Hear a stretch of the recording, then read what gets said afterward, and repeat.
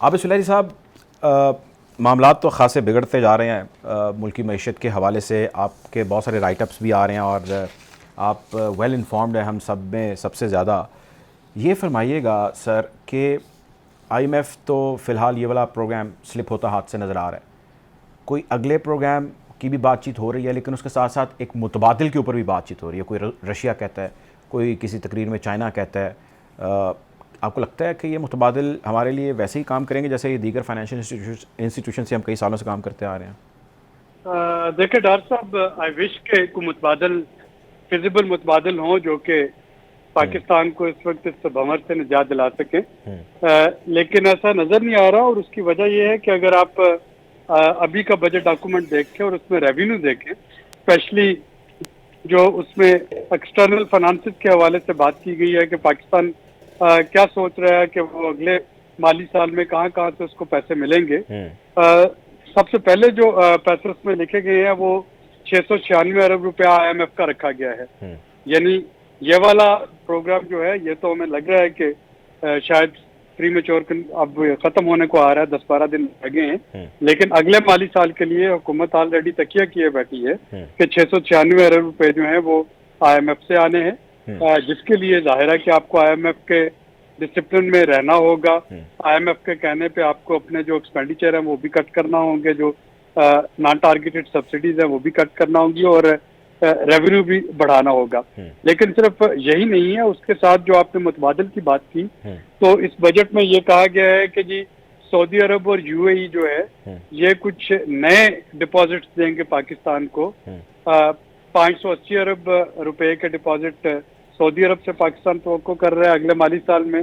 290 अरब रुपए के डिपॉजिट जो है वो UAE से एक्सपेक्ट कर रहा है। इसी तरह पाकिस्तान एक्सपेक्ट कर रहा है कि चाइना के जो इस वक्त तक के डिपॉजिट है ये 2.5 गुना हो जाएंगे अगले साल, तो चाइना भी मजीद पैसे दे रहा होगा।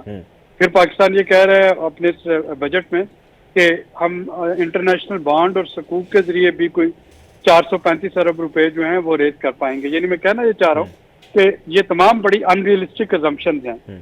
अनरियलिस्टिक इसलिए है कि पिछले पूरे माली साल में अभी तक 3.2 ट्रिलियन रुपीज के हमारे बैनुल अक़वामी जो हमें रोल ओवर और सारे लोन्स और हर चीज मिली है।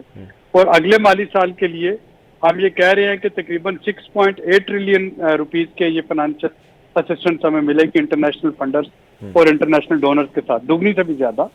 तो अगर आपको दुगनी से भी ज्यादा चाहिए और उसमें आपने चाइना भी डाल दिया, उसमें सऊदीया भी डाल दिया, उसमें UAE भी डाल दिया, उसमें IMF भी डाल दिया, और उसके ये सब मिला के भी हमारे जो एक्सपेंडिचर हैं वफाकी वो हमारी आमदनी से दुगने से ज्यादा हैं। तो इसका मतलब यह है कि हम एक सीरियस ट्रबल में है।